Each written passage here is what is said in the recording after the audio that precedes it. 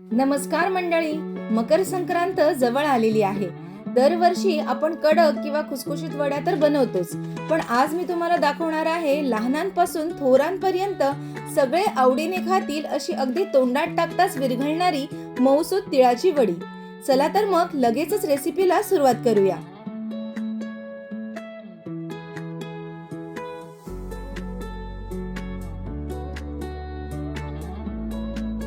ही तोडून बघितली तर आतून अगदी मऊसूद आहे।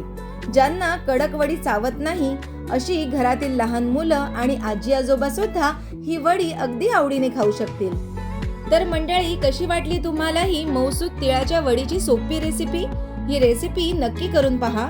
व्हिडिओ आवडला असेल तर लाईक करा आणि आपल्या सोलमेट सोरा चॅनलला सबस्क्राईब करायला विसरू नका। तुम्हा सर्वांना मकर संक्रांतीच्या खूप खूप गोड शुभेच्छा। धन्यवाद।